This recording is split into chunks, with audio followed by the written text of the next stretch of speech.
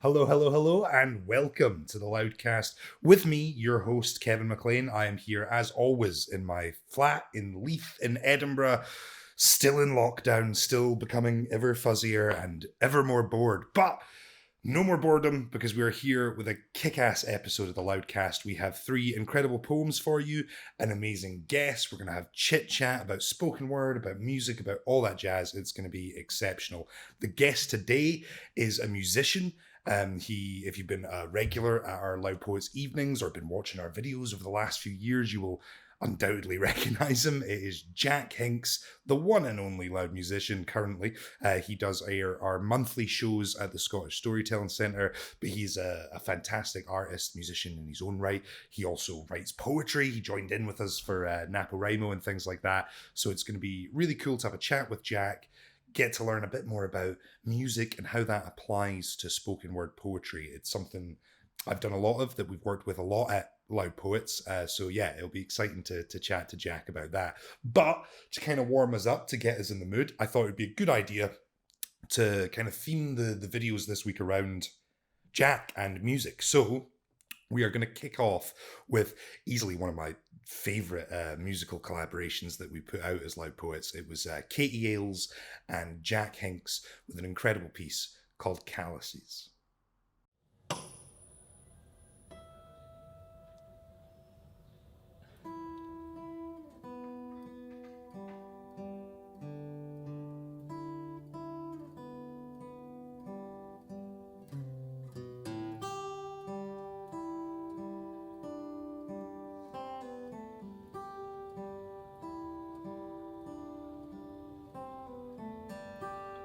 Growing up, my childhood was tuned to the twang of my dad's guitar. Each afternoon, he'd play to the grand stage of our living room, running the daily scales up and down the walls of our small house again and again, like painting a bass coat. In the whirling kaleidoscope of childhood, it was a rhythm to anchor to, a constant 4/4, familiar and warm. He introduced me to the classics, Dylan, Baez, and always old Mr. Bojangles, and I'd dance, trying to click my heels just like the song said. I'd steal his picks and squirrel them away in my room, a crazy groupie worshipping him like some domestic Bon Jovi in worn-out shoes. One day, he gave me his tuning fork and let me run around the house banging it against any surface I thought needed sounding. I loved its buzz. His fingertips were always so rough, the skin toughened from decades of strumming. Touching them made me gasp, like he had mystical lizard skin, like the music made him magic, and I knew I wanted the spell to catch. As I grew older, I'd beg him to teach me how to play just like him, so patiently, he'd set me the homework of A, C, and G. Just those three chords, he said, again and again until the music could root in my fingers, the sound made into muscle. But I never could sit still long enough to plant it there. I'd get bored too quick. I wanted instant talent more than the chore of picking out chords each day. I thought I could just vault on stage, ready-made for soaking in praise, my teenage ego throbbing to the applause.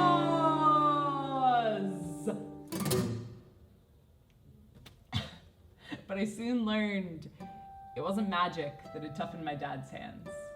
Before too long, I'd let too many sessions slip for calluses to ever bloom on my fingertips. I've still never learned to play.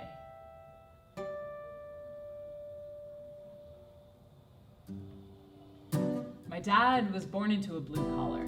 Working from the age of 15, he trained himself to rise at 5 each day to work double shifts on minimum wage, so dreams of being a full-time artist were never really in the cards. He's never graced major stages. He's never even played outside our home, but fame was never the point for him. He preferred the slow constancy of A, C, and G, of learning the basics, then building on those small victories, finding pleasure in practice. He mastered the craft of fitting art in the cracks between real-life obligations, his job, his family. He always made time to tune. And really, music wasn't some flashy distraction, but the glue holding it all together. For my family, those evening melodies were a steady beat in a discordant world. And maybe most wouldn't call my dad an artist. Sure, he's never toured or been paid to play, but he taught me never to wait for someone else to give you that name to be creative.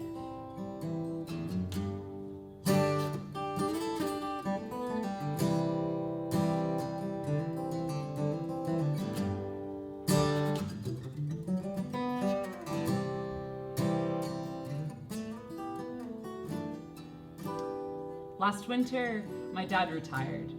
After 50 years in the workforce, he's finally free to sleep in, breathe easy, do nothing if he pleases.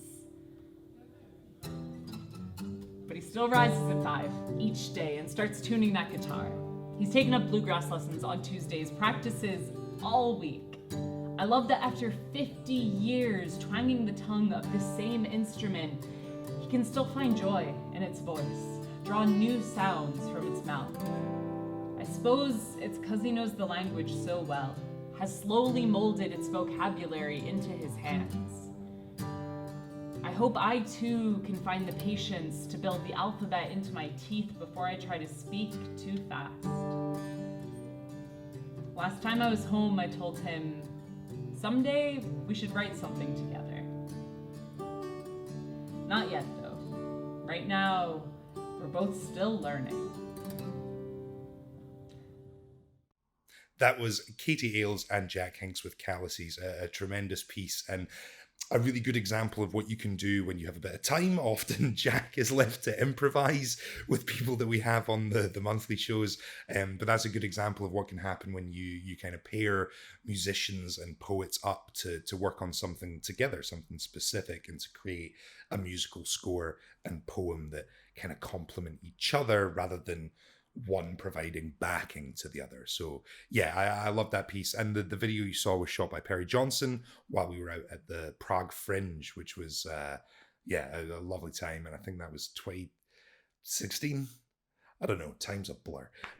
But moving on, we have a bit more from Jack. This time it is going to be kind of Jack by himself doing what he does in his musical guise. It's an incredible song called Retail that Jack contacted us about and hit us up to get a video produced for him, which was an amazing process. I love working with Jack on anything that we do, and so getting to stick our teeth into one of his musical projects and come up with some ideas and figure out a way to translate that to the screen was incredibly rewarding, and Jack is an insanely creative person, so a joy to work with. So check out the video, listen to the song, enjoy both. This is Jack Hinks with Retail.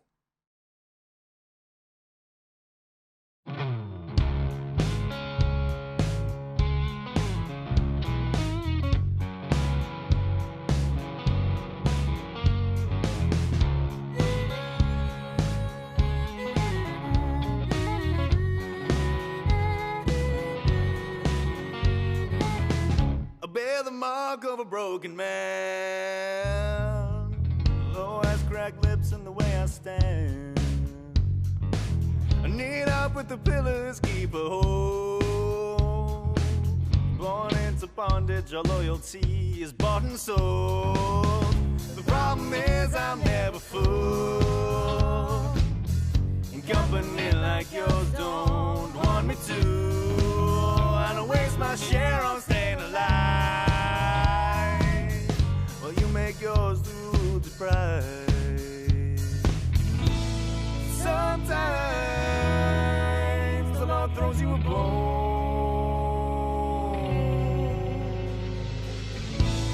Sometimes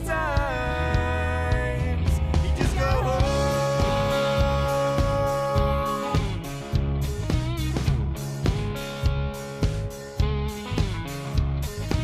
So you want to be treated fair, so does everyone else.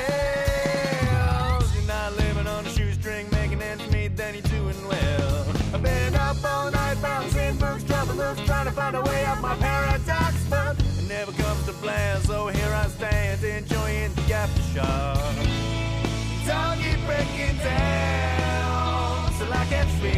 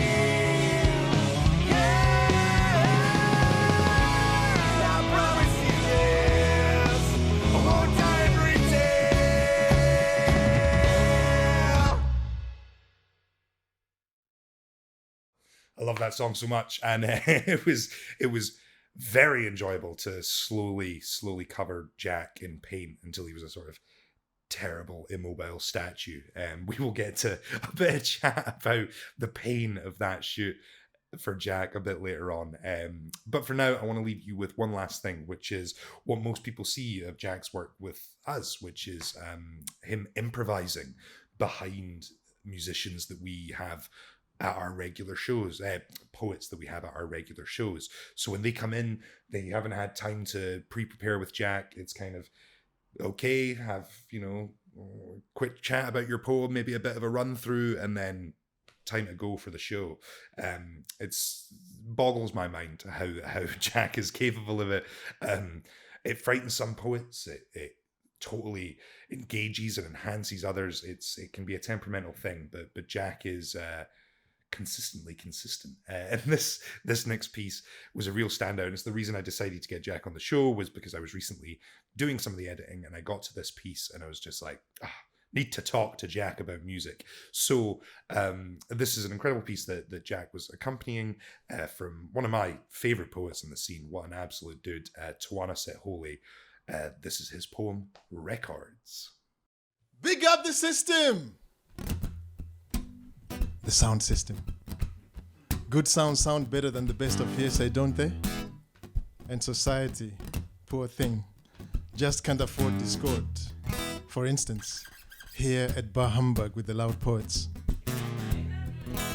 we can do without any boxing, unless, of course, it's beatboxing. We can do without anything breaking, unless, of course, it's sweat breaking. Maybe even a little breakdancing.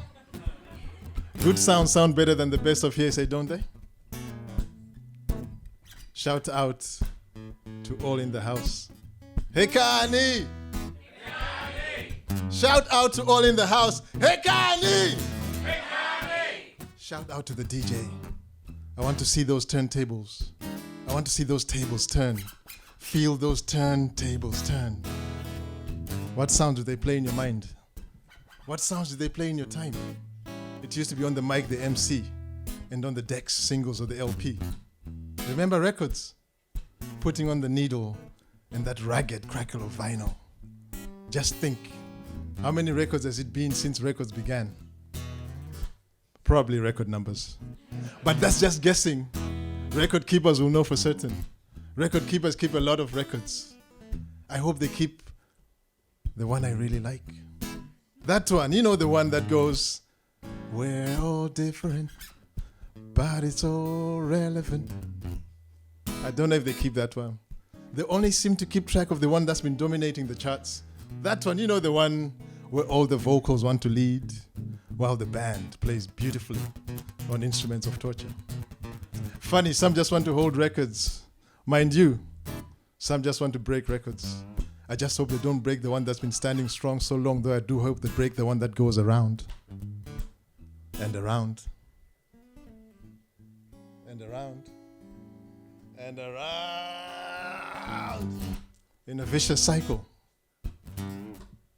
Record players play a lot of records.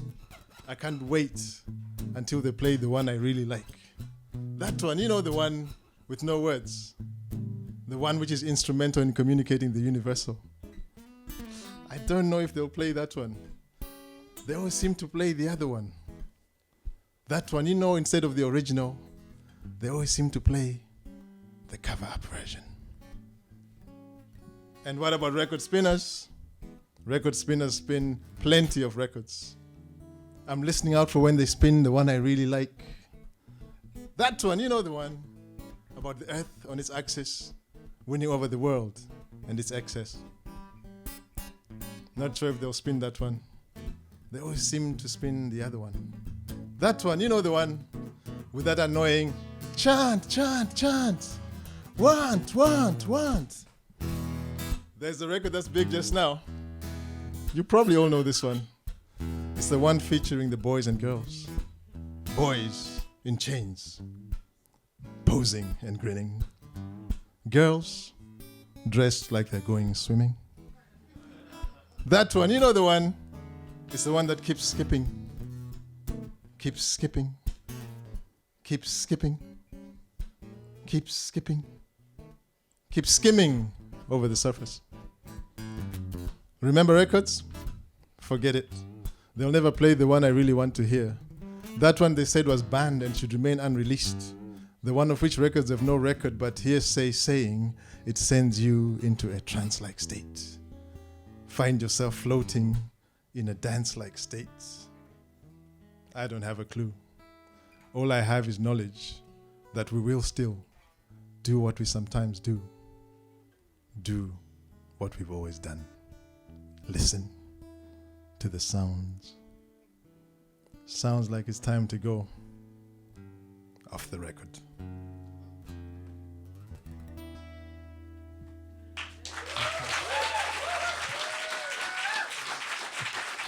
That was Tawana Set Holy with Records. An absolutely amazing performance by Tawana. It was a pleasure to have him in at Loud Poets.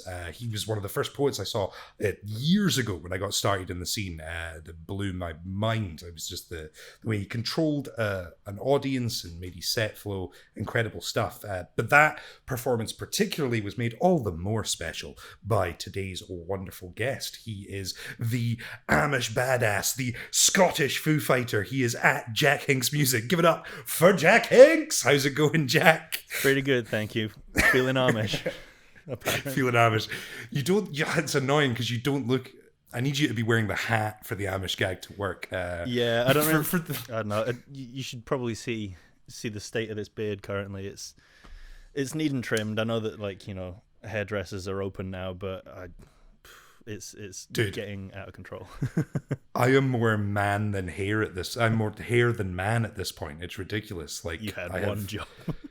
I know, right? I have so much hair. It's really scary. Like, it's the most hair I've had in years, and it does not behave. So, Damn. if anyone could see the back, it's tragic. But I comb it all into one bit at the back, and it's fine. Nice. But yeah, Jack, you are our musician extraordinaire at I Am Loud. You have been a regular part of our shows and our lineups. We've just seen a bunch of the work that you've done, not just with us, but like, you know, your own sort of musical stuff. And I'm renowned for giving you bad intros because Jack does our monthly shows at the Storytelling Centre with us. And I always have to introduce him at the half, and I never go over with anything with him. And then I ramble and try and lure him into terrible conversations. So I'm trying to keep it a bit more reasonable because this is not the one big in joke that is our monthly show. How's lockdown treating you, Jack? It started off well. Oh dear. The intentions were good. No, in general, I think I'm doing pretty all right. I've been trying to keep active and creative in some sense. I think for the last couple of weeks or so, I've found myself in a bit more of a slump end of that spectrum. But I think initially starting off, this may be too fine a segue too quick, but I think doing NaPoWriMo with you guys definitely helped keep me feeling active and like I could do stuff. And it was part of a routine that was very welcome, frankly. And now I'm just, you know, going to bed at 4 and staring into space and wondering why there aren't enough meals in the day. Dude, you could see that people were just looking for something to do by the fact that, like, you and Fiona Liddell is another musician we've worked with a lot and that you work with a lot. The fact that you guys resorted to poetry shows that you were clearly bored at the start of lockdown. But what do you think about, like, obviously, because I edit the videos that we put out weekly and stuff. So whenever I see myself introducing someone now, it makes me really sad seeing myself on stage all excited and jumping about and having fun. And then I'm like, cool, I've just been in this chair editing for 3 months. So, like, was it fun to look back at that video with Tawana, or was it a bit torturous? I mean, I get both sides, I think. It was really fun because I feel like all of the time that I'd spend, like, thinking about, you know, what I want to do with myself, or like trying to write stuff or practicing, it all comes down to that, like, you know, 5-minute part of like a routine or like something on stage where you can see that hopefully a bit polished, and that's the one takeaway, that it's all like, years and years of work comes up to, that's visible. So to see it and go, yeah, that's what I did, that was great, I enjoyed it, is beautiful. But it also feels like it's still only been 5 minutes in the last like 3 months that I've been able to actually perform. But that's brilliant. I mean, I absolutely loved the piece. Tawana, like I was saying, I've been a huge fan of his for a long time.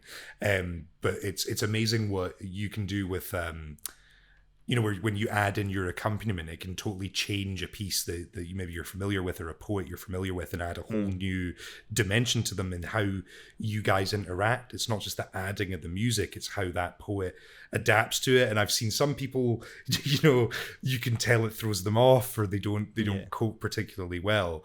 But I thought when I was putting together that video, I was like, you can see Tawana just is ready to go with he totally plays off. Yeah. Like I felt like we were able to play off of each other really well. But he was just such a good dude, and so good for collaborating with. And he was like, yeah, let's give me something like this, but let's see what happens, instead of any concrete rules that would force the rest of the performance to bend itself around.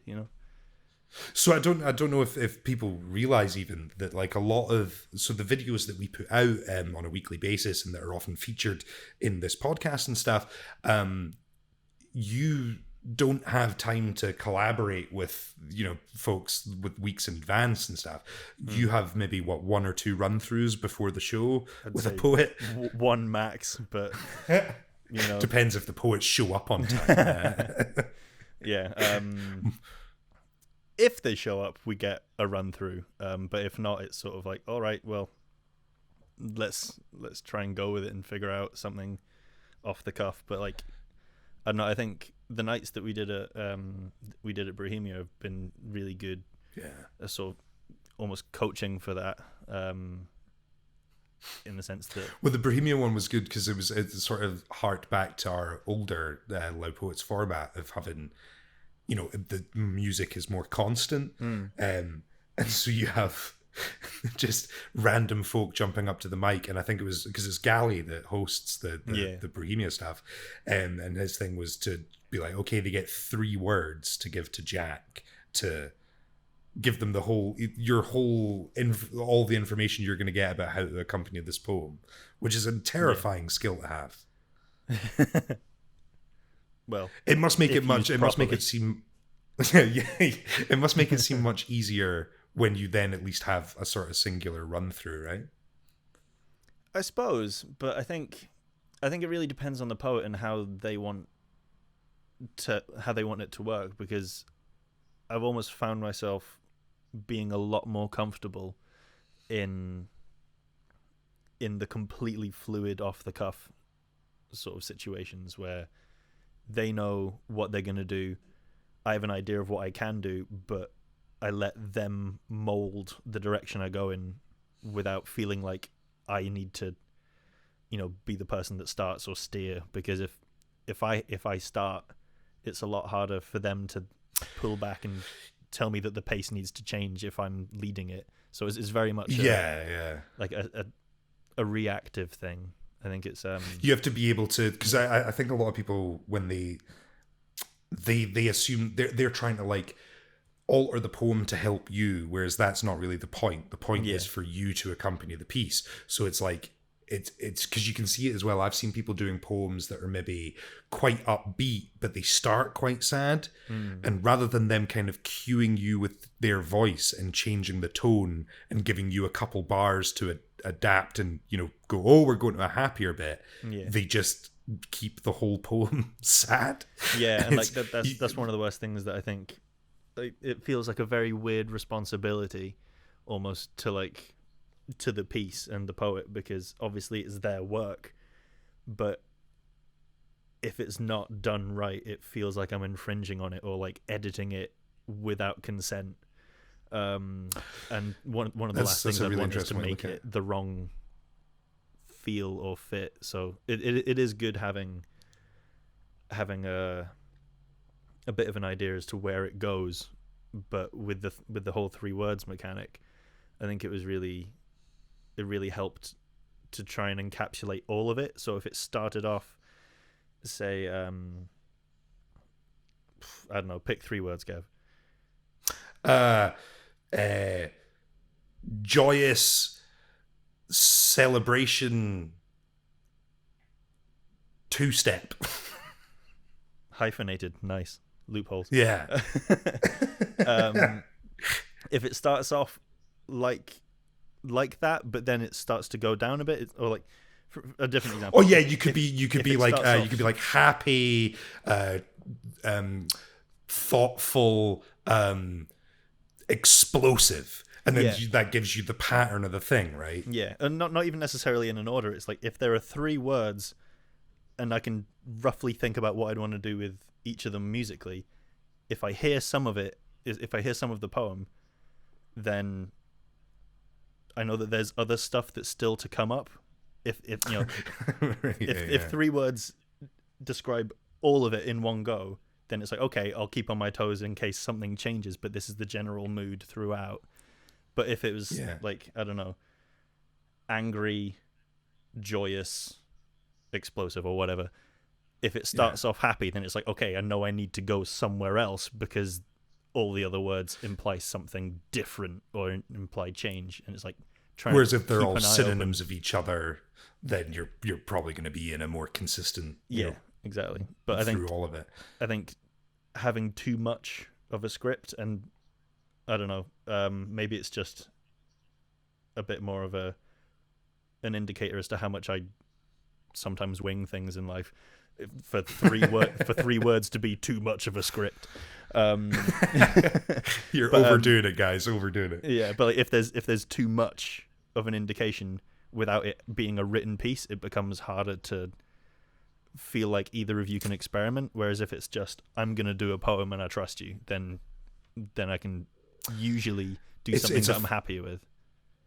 Yeah, it's a funny thing because I often think that people want to have a million run-throughs with you. You know, like people that are nervous about it. Some folk come in and are fine either because they've done it before or they're, you know, just some people don't mind. Some people are a bit more, you know, conscious of it and, you know, get a bit anxious.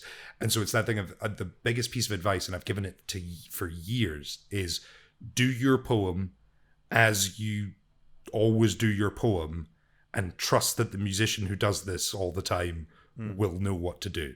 Like, because that was always my thing, is going, for you it's the first time you've ever done it with music, so it's scary. But these guys do it constantly. So like they're not worried. They're going to be able to follow whatever you throw them.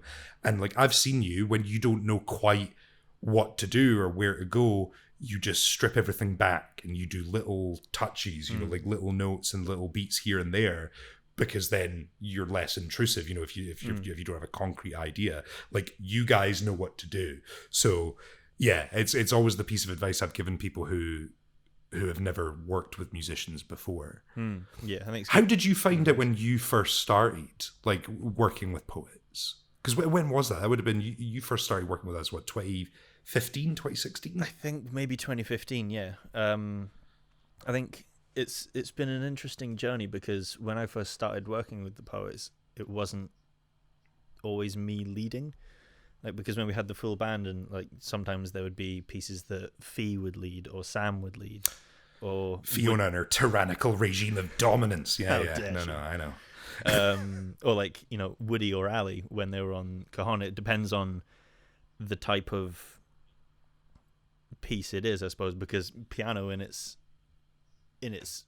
purest form is a lot more, I suppose, versatile and expressive and dynamic than one guitar, because there's the full range of everything you can do all at once, whereas with guitar it's kind of like, this is what you're playing and you need both hands to do it, instead of one hand can be doing something else. And you know, I find that interesting, because I've always like, if I had my pick of one instrument to be coupled with, it would probably be the guitar. take that. Because, just because I feel that the range of what you can do, like I've seen you play like dirty bluesy stuff for Leo Glaister, and then I've seen you do, twinkly classical stuff over something else, and then sort of big chords and like the percussion elements to it with tapping and things like that. Like I think the ability to switch between them, but then I know nothing about music, Jack, so no, I think talking gibberish. It's a fair point. I think in some senses it can be like, particularly with an acoustic guitar, like if I've got like for the piece with Tawana, it was a lot more rhythm led, and then like in some of the spaces you put like, I don't know, some like, I suppose, music, for want of a better term, you put in some like chords or harmony or some form of thing you can track that isn't just like a beat. So like it was I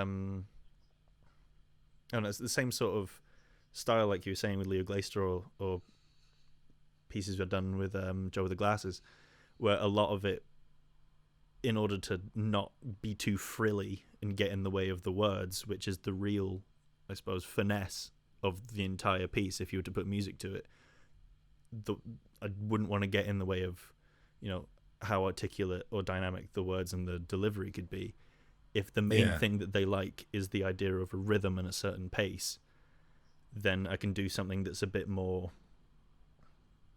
like completely stripped back, where it's the most important thing is the rhythm, and that does work on an acoustic guitar, because it's almost like a drum with strings, depending on how you want to play it.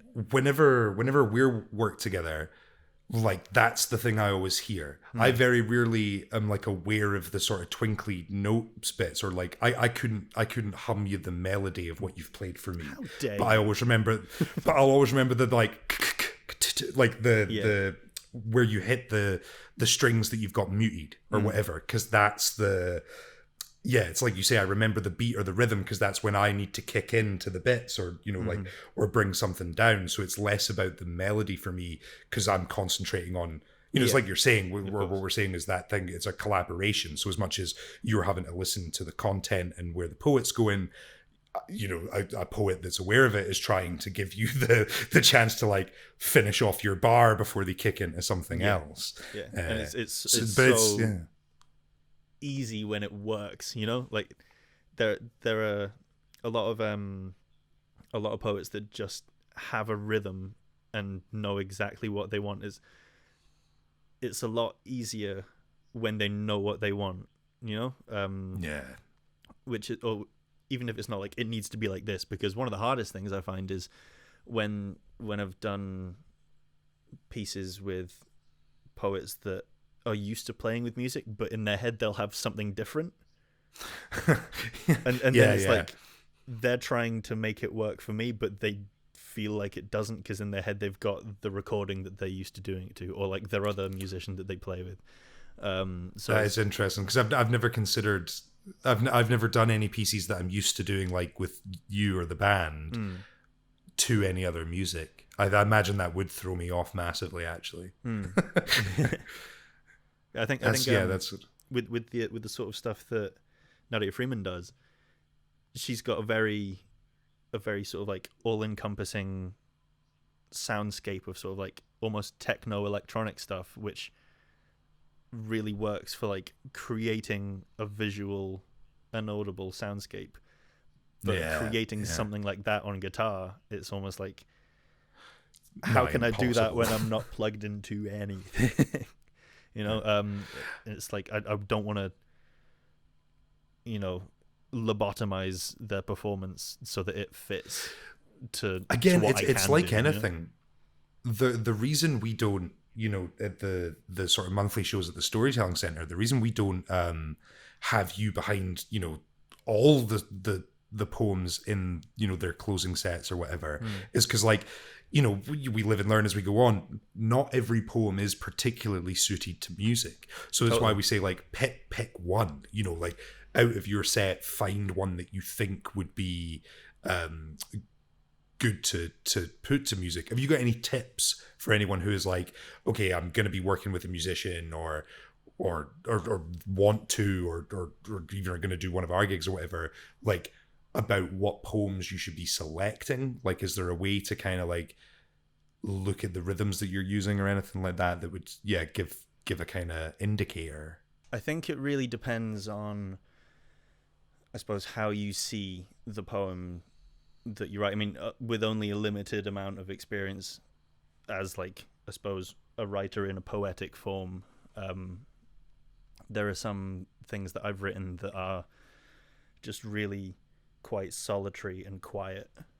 And if you hear something, or like something that you've written has a particular emotion, that can often be linked with what sort of sound you'd want for it to have. Like if you've got a big, like, triumphant build, or like an angry poem that you want to be really incandescent, then that can be a good indicator as to what might fit for it. But sometimes I think even if it was just like, you know, most of the things I've written are dead short as poetic forms that haven't turned into a song. I feel like it would almost, once you get enough momentum to start a piece of music going, if it would end really quickly, I feel like maybe it wouldn't be enough. It would distract from like setting the stage that it's going to be this big grand piece. Whereas if it's maybe like a snapshot of a feeling, or like, you know, almost like an excerpt that you're presenting instead of a full start to finish, like, you know, a rock opera or whatever you want to be writing. I feel like I've seen that before though, where you can see you, and again it's because I see you more than other people do, right? Like so I'm often paying attention to what you're doing or that collaboration, and it's I can see sometimes when you can or hear is probably more appropriate, where you're feeling you're about to pick up to something and then the poem ends and you're kind of like drift out a little and bit, you're like, because you're expecting a 3-minute poem rather than, because if they're going to use the musician, don't use the musician for your 1.5-minute poem. Like potentially, I mean, not that music might not add to it, but especially if you're improvising, because it, you know, like you're taking, you know, maybe 10 seconds to figure out what exactly is going on in the piece and adjusting to it, and then going somewhere. So by the time you get to where you're, you know, I mean, it's I agree. But I don't know. For the rest of the poems or ideas that you're talking about, I think it's, I don't know, the last thing that I would ever want is to impose a certain style on something that isn't there. So if you have an idea in mind as to what the poem means to you, I suppose consider whether that's a thing that not necessarily that you'd trust someone else with, because trust and collaboration is great, but if it's something that you think you've nailed with your delivery and the way that you phrase it, and you want the focus to be entirely on the words, maybe music, if, like, you know, maybe improvised music isn't the right thing for that time. But again, like, I feel like everything can almost be enhanced with music, even if it's like a really short poem, just something a little bit experimental sound wise, or like, you know, and you see so many, like, a lot of people here when we started doing it were, you know, not used to it or whatever, but like there was nights like Tung Fu were always using a band, and then like there were acts that I would go to see, you know, guys like Saul Williams or Andrea Gibson or Buddy Wakefield and stuff like that, and it was they would all use music. Like Andrea would work with a soundtrack to the back of their whole, you know, sort of show. Saul is a musician as well, so he would kind of mix it up with rap and poetry. And like I remember vividly being at a gig and Buddy Wakefield in Edinburgh, and Buddy Wakefield pulled Freddie Alexander up to play piano for him. Does Freddie play piano? Nope. Like a little bit, maybe, like he could do a basic thing. And so Buddy was like, brilliant, that's all I need, I just need something. And it kind of worked. This, you know, we're in a sort of big open space, it's very echoey, this very old piano, you know, that clinky, like echoey sound, and it fit the piece. And that was the thing, it didn't even need to be good, comprehensive, you know, like well executed music. It just had to be, it just added this like extra tone, this extra sound. But that's a little extra color is the best way to put it. And like I often find, because we have a discussion, like, we're very privileged that I Am Loud to have a history with so many fantastic musicians, like you mentioned, guys like Ali and Woody, who haven't been involved for a while or whatever, or guys like you, Jack, and you are Jack. Hello. You, Sam, and Fee, who we work with, continuously. Yeah. You guys have learned and practiced and have that skill. We've worked with other musicians at points who have come in for one gig here or there, not all of them, and never, in a bad way. They're doing what they're doing, but not everyone understands that when you're there for that, you are there to accompany and enhance the poem, not to be a musician. You know what I mean? Like, that's a weird thing to say, but yeah, it's interesting. One of the things I did want to talk about, and because you mentioned it there, is the difference between the improv stuff and things you're purposefully writing. And obviously earlier in the show we played Calluses with you and Katie, and I thought that still for me is one of the most standout things I've seen, where we were all like, oh, we'll write a thing with a particular band member. And you guys came up with that. How is the process differ from you to writing, music for lyrics and writing lyrics? You put all your stuff together to collaborating to make a poetry piece where you are supposed to be a bit more of a standout in it rather than accompaniment. I guess it's a big question. How do you do music, Jack? I guess a lot of it is probably knowing the full shape of the piece that you're working with. Like the main upside that you have against completely improvising is roughly the shape and the direction of it and the color that it has, or the color that you think it might need. I think making Calluses was really good because there was a direction already. Like, I knew what Katie wanted to have it based around, and it's like, in the most stripped back, possibly bastardized sense, it was an acoustic poem. It's like, yeah. Like, before there was any music to it, it was down to earth, it was real, and it was about the everyday practice and the everyday of making day-to-day actions and day-to-day life beautiful and musical and a creative, enjoyable part of life. And I think to make that and, like, write an orchestra part for it and have lots of frills all over it,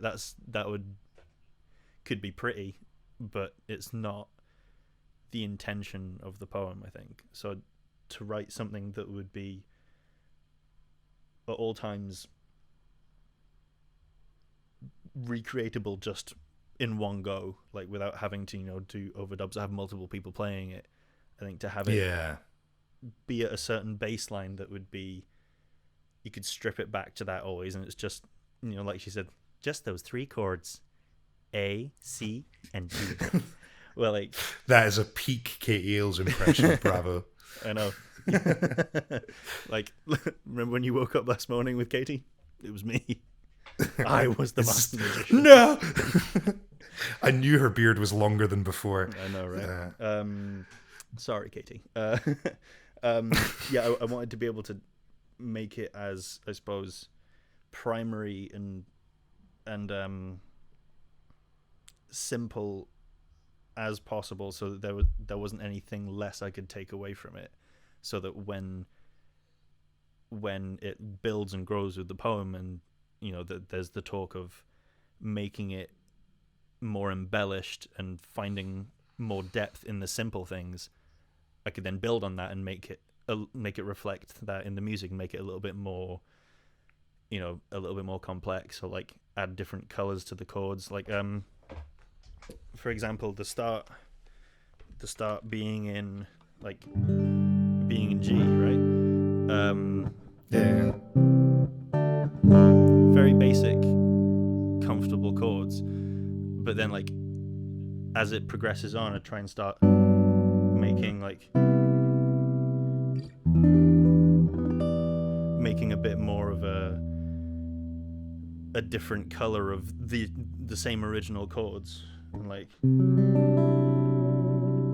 stuff that doesn't really change what the message is, because it's all still the same building blocks, but has a little bit of different color to it. It's funny. There's so many crossovers in the way like music and poetry work that I don't think everyone, pays a huge amount of attention to. Like I find that fascinating, because it's like a villanelle or whatever, where you have a repeated refrain in different places. You can change how that works, but you kind of do the same thing musically, where you're like, oh well, this is your foundation, and then you make it slightly fancier there, or you change a little bit there, but that's the bit you're working from.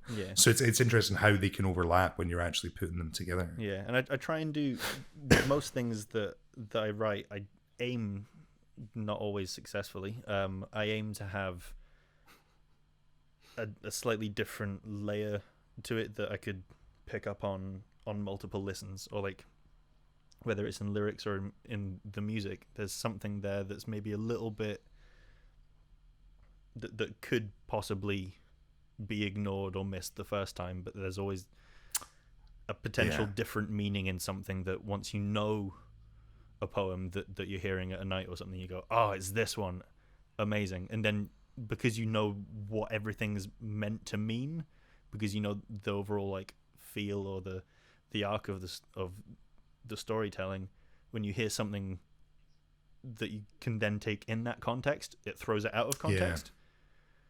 And like I love doing that with lyrics when I manage to get it where I want it to be, or with music as well. I like it's one of the things I appreciate. Yeah, it's one of the things I appreciate about you most, Jack, is the sort of comprehensive approach that you take to art in general. Because like I introduced you as a musician, and I was like, Jack's a musician, and it's like, but that kind of undersells what it is you do. You know what I mean? You compose music, you play music, you write lyrics, you write poetry, but then it comes into the idea of when you're, you design your own artwork and stuff for album stuff. You're very conceptual about like, what is the look that associates with this song. And we've worked collaboratively on videos for like we saw at the start of the show, Retail, which is something I'm incredibly proud of. I think it looks amazing. And like, but you're not someone who's gonna go, cool, I need a music video, what, fire on whatever you guys think. It's like you have a real idea of the themes and what you're trying to say with each song that you create, and so you want the entirety of it to be presented in that way. Like I remember years back seeing your first sort of CD covers and stuff for Icarus, and being like, it's so meticulously and painstakingly done, even when you were working with a much smaller budget or whatever. You that attention to detail, it's very impressive. Thank you. Even like in Lockdown, the new single Los Angeles, right? The video for that isn't maybe the most complex thing in the world, but like it's shot really well, and it's taking advantage of items that you have in your house that you can like put together and nail it. Like that's very impressive to put together. Thank you. That means a lot. Like I think it's all just trying to, I don't know, I'm trying to take the same approach of what I do myself to like the poetry nights when we are able to. It's good to have something that a direction, like, which usually the poets bring, and to be able to adapt what I'm trying to do to their stuff as well. It gives me a bit of a deeper appreciation as to what things could be. And I always leave feeling a lot more like inspired with, well, look at what we did in like 2 hours, and almost all of it was completely like off the cuff.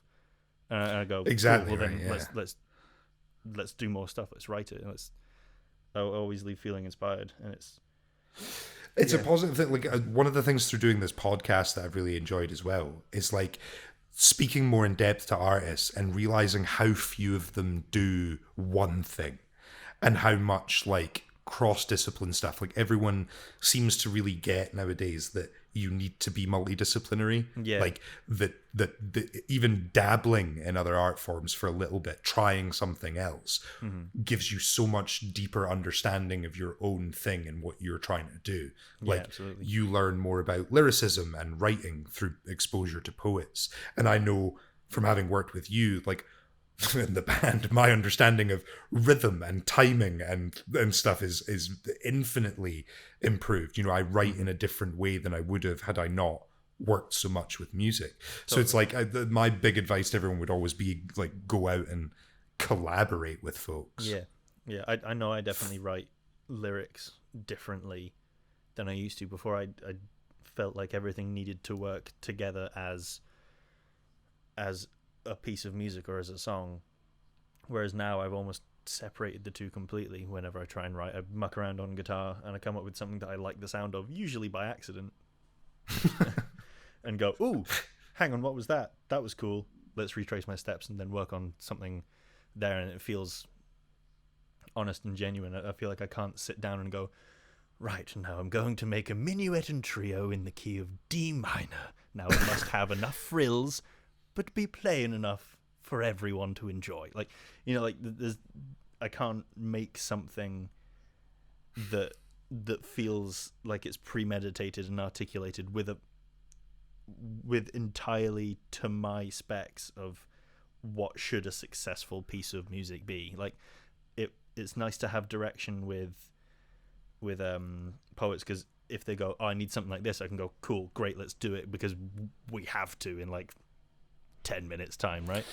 But there is something to the you know, what is it, the mother of necessity is the mother of all invention, exactly, or something like that is the saying. Because like I write hardly ever, and then like we were saying before, and I think we'll probably go in depth on it on the Loudcast Extra, but NaPoWriMo, like it's amazing what you can make yourself pour out. But I still agree, it's probably never your best stuff when you're forcing the issue. It's always like keeping that tap open, or at least loose enough that you can go, ooh, I'll let this out, is super helpful for me, I think, because if I write nothing for ages, it feels a lot harder to get into writing something that you're happy about. It's like you put up the dam, the pressure, you know, builds, it's too much.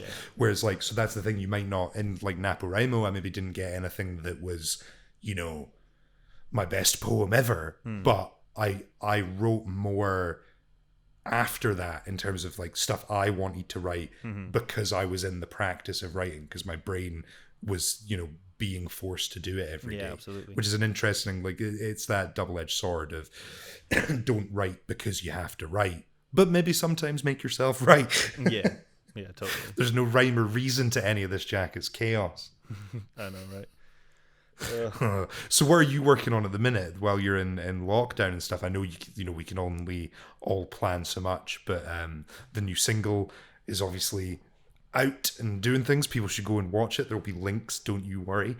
But like, what else? What's in the pipeline?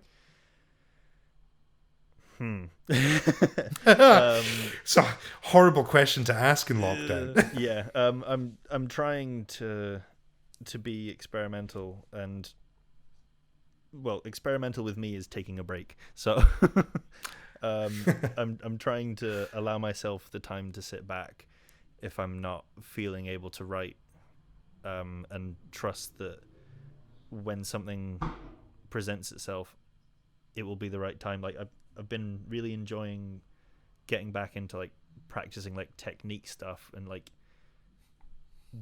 different rudiments that I'm not used to on guitar, even if it's not with the goal of writing a song or like creating something, with the idea of like, I don't know, familiarizing myself with a different style and going back to old styles that I enjoy, but maybe things that I never used to play myself, would only listen to, and trying to recreate that. Well, it's like that thing, I know, you know, part of what you do is sort of like wedding band stuff. It's much easier to practice bits of obscure technique that you're interested in when you don't have to practice all week to learn 150 songs for some random wedding that you're going to the weekend. You know what I mean? Like, like actually having that space to go, Yeah. Again, downside to it, you're not getting paid, but like you're gonna the technique you'll learn, Jack. I know the technique. Like, I think I'm trying to keep the downtime feeling at least productive or useful in some sense. And if I'm not writing, which I think now I thanks to you bloody poets, I'm writing the lyrics, or like the sort of the word form of it in a more poetic sense. Like I'm separating it from music, and then I'll put it together later if each thing fits, which unfortunately finishing things not the easiest part. But I've got like 1.5 million poems. I know, right? I know. And it's like trying to get the two to fit, and it's like if you're out of practice of trying to get things finished as like single pieces, if something doesn't fit, you go, I don't know, I might have to do that another day. And that goes in the unfinished folder that I never ever look in ever again. Exactly. I'm trying to, as with the single, like I wasn't planning on putting Los Angeles out maybe even just over a month ago, but I think I realized that the whole reasoning and point behind the song and why I wrote the song is that I'm just feeling completely cluttered with everything, and like the world situations and the grim state of affairs and news worldwide. I felt like I just wanted something that was stripped back and honest and didn't have too many frills about it, and something that I couldn't take anything more from. I've got a couple of in the pipeline and not too distant future releases as well, which were like big band projects and stuff that I'm really proud of and I think really came out well. But the idea of sorting through that and putting that out first was a lot of stuff to balance, whilst also having a lot of headspace to balance, and within lockdown and having so much less energy than usual. I wanted to put something out that felt honest and genuine and was, I suppose, as me as I could make it, because something that's like really produced or like really well layered in a studio, or a multiple cut video with like shiny lenses and stuff like that, that's great, and I'm looking forward to having that stuff going out soon, because I like both sides, but it felt like... But that's the thing, you want to have the range to it. Yeah. And again, it's like I was saying before, your attention to detail things, where I'm like, yeah, you have a different video to match a different tone. You know what I mean? Like that's the point, is tailoring what you're doing to what it needs to be. As with the single, it's been really nice to have something that feels like a quiet breath, and a closed eyes moment, instead of constantly taking in so much, like news or the same room every day. The world's a lot at the minute. It is a lot, and I felt like I wanted to have something that was as me as possible and doesn't need to be necessarily completely polished or shiny. It's like you said, I'm trying to get the tone of each song right for each song, instead of feeling like everything needs to fit the same sort of like shiny or more rocky or like more groovy vibe or whatever. Like I wanted to do something that was right for now and felt pertinent, but still share it with people, because I think to expect artists to be as polished and as consistent as some of their released works and catalogs are isn't realistic. And what can people do, man? Like, I realized that I wanted to just put something out that was different from the mold of stuff that I'd necessarily put out before, but still hopefully was still recognizably my work, and that trying to adopt different styles and just experiment and feel like there's less pressure on making something that has to be particularly one style, or always with the same sort of finishing touches, because that's, after a while, that gets predictable and boring, and I want to feel like I'm safe to experiment with different styles, because my problem, Kev, is I've always enjoyed too many different styles to be able to say, cool, this is mine. You know, that's why. Well, I've known that forever, Jack. When I first met you and you were in 12 bands or whatever it is, from like weird folk stuff to rock and roll to like every genre you can imagine, I was like, this dude needs to pick what he wants to do. That's the... No, but it's so hard to, because every time I hear something I like, I go, oh, I really like that. Mm-hmm. My way of connecting to that is recreating it, or like contributing. Let's do some of that. And then it's like, oh, I don't really have a heavy metal band. I don't Guess I'll go get one. don't have an 8-piece funk ska orchestra, but you know, with the power of Gumtree, you know. Beautiful. But dude, I was blown away by the most recent one. Like, I know, you know, you're very interested in all those different bands and genres and what you're able to do. You know, you're one of the more flexible musicians I know in terms of their range and of genre. But like, your sound, that sort of like Jack Hinks thing, and I can't put my finger on it. It's like sad Jack Johnson. Aww. I don't know, like especially this one. There was like a very West Coast melancholy. Like, I've just been on a summer holiday to California, and now I'm back in Scotland, and it's shit. Like, you know what I mean? There's that kind of like, it's I don't know. I'm not good at describing people's musical styles, but I'm a big fan of your particular sound. I appreciate that. So where can people check out all your stuff, Jack? Where can they find all your videos and stuff? You can find me on any corner or crevice of the internet by searching at Jack Hinks Music. You can find me on all the sites, Bandcamp, and obviously Spotify, I will put iTunes, links, Facebook, I'll put Instagram, some links and stuff down in the description. I'll whack some of the videos that we've been talking about up in the eye in the corner and stuff. But yeah, at Jack Hinks Music is the way to go, right? That's the way to go. Or like everything should be linked through my website, which is jackhinks.co.uk. Should be. I mean, I don't know. Am I really who I think I am? Not if your website's not up to date. You don't exist if your website's not up to date. I know this. Okay. But Jack's going to stick about and have a little chat with us on the Loudcast Extra, where I'm going to pick his brain about NaPoWriMo and all that jazz. Maybe chat about the retail shoot. Because if you saw the video earlier in the show, Jack did the video that we did with him for retail. Got covered in paint, so I want to talk about the pain of that day, Jack. It was good times. So if you're interested in seeing that, jump over to the Patreon channel. There'll be a link down in the description, and you can see us continue to chat for a bit. The Loudcast Extra, along with loads of other goodies for a wee tiny donation. Go and check that out. We'd appreciate it. But before we go, there is a tradition on the Loudcast, which is we get people to do a poem. And Jack, you're a musician, but I know you're also a poet, so you don't get out of it. Would you be up for reading us one of your... I know you've only got some short stuff from like NaPoWriMo, but would you be up for reading one for us? Sure. Yeah, that sounds good. Let's do it. Amazing. Okay. This one is called Day One. Conveniently the first one that I'd ever written, so it feels relevant. Yeah, this is Day One.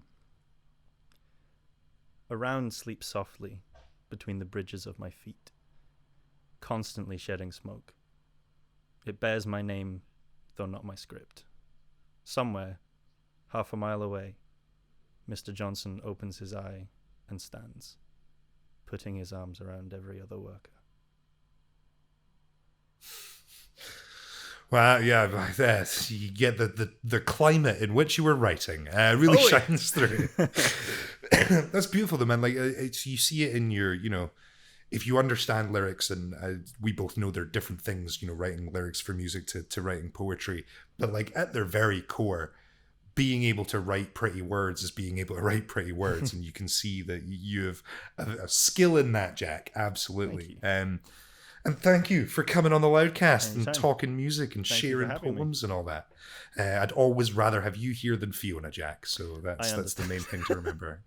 It was one of you two, and I had a line in the sand, my friend. No. Well, that means a lot. Sorry.